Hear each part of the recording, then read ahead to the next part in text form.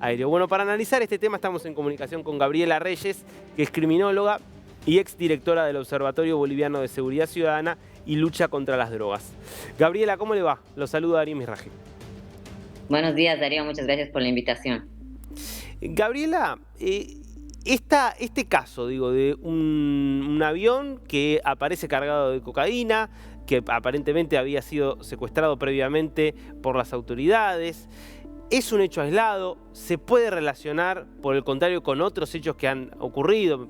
Pensemos en el caso del avión, un vuelo que era operado por Boliviana Aviación y termina en España con media tonelada de cocaína. Digo, ¿hay acá una red más amplia?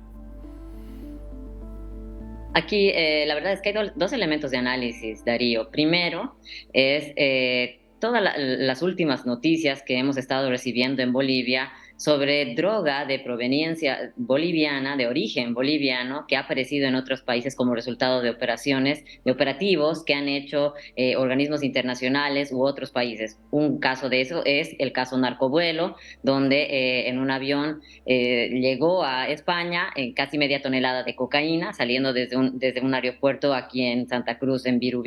Ese es un caso. No nos olvidemos también que hace una semana la Policía Federal de Brasil, junto con Europol, desarticularon una organización criminal donde habían detectado por lo menos el movimiento de 17 toneladas de cocaína, donde la Policía Federal de Brasil informó que la procedencia de esa cocaína era boliviana. Ayer, hace una semana también, o estos últimos días, han aparecido 10 toneladas de cocaína en Alemania con procedencia de Paraguay.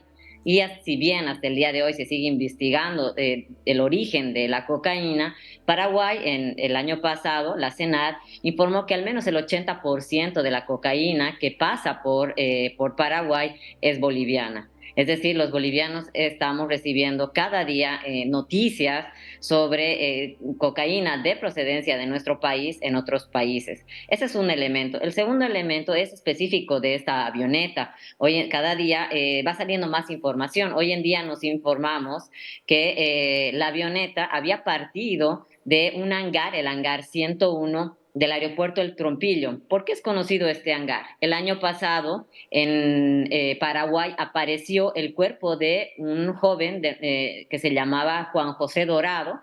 Apareció un cuerpo ahí, no digo que se haya muerto ahí, pero las autoridades bolivianas dijeron que el fallecido había muerto en un accidente de una avioneta, donde además la avioneta había partido de este hangar 101 y que venía acompañado de otra persona. Hasta el día de hoy no sabemos no solo dónde está la avioneta accidentada, no apareció nunca más, no sabemos dónde está el otro piloto, dicen que está vivo, dicen que está muerto, y tampoco se ha investigado sobre la muerte de Juan José Dorado. Entonces hay muchas cuestionantes. Obviamente llama también la atención que los padres primero empezaron saliendo a la prensa pidiendo por justicia. Sin embargo, hoy en día han dejado de hacer ese clamor de manera pública, ¿no? Entonces, ¿qué tiene este hangar? Que ya son dos noticias donde salen avionetas que están vinculadas a cosas bastante extrañas. Segundo, en el caso de la avioneta misma,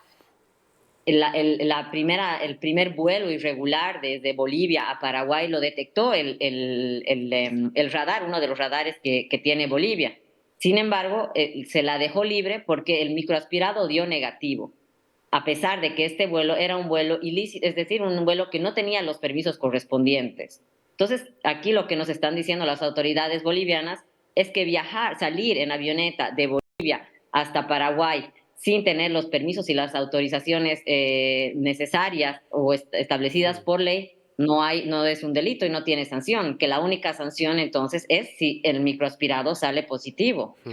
Eso es muy peligroso, ¿no es cierto? Más aún cuando tenemos una justicia en Bolivia demasiado cuestionada, no solo por esto, por casos vinculados al narcotráfico, sino en general.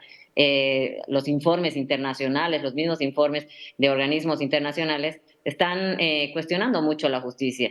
Entonces, estas cuestionantes abren para preguntarnos realmente qué tan efectiva está siendo la lucha contra el narcotráfico en Bolivia y obviamente qué implicaciones tiene para los países fronterizos, en este caso Brasil por las 17 toneladas, Paraguay por, me imagino, un porcentaje de esas 10 toneladas, y hoy en día vemos el caso de Argentino con estas más de 300 kilos que han llegado hasta Chaco. A ver, en varias cosas. Por un lado, esta idea, esta sucesión de hechos que marcarían tanta cantidad de cocaína originaria de Bolivia, que marcaría a Bolivia como país productor de cocaína en niveles importantes porque aparecen varias incautaciones en poco tiempo. ¿Es un fenómeno relativamente nuevo o desde hace tiempo Bolivia es un país productor de cocaína?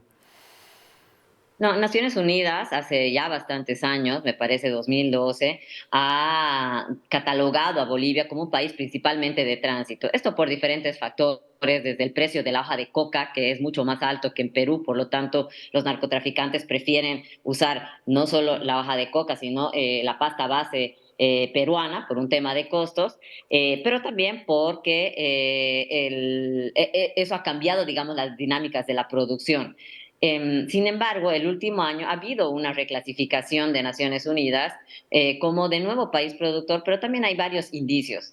El gobierno de Bolivia el año pasado remarcó que que realizó la incautación de cocaína más grande de todo el año de la historia de Bolivia. Es decir, el 2022 para el gobierno incautaron 20 toneladas de cocaína, una cantidad de toneladas exitosa porque nunca se había incautado tanta cocaína en el país.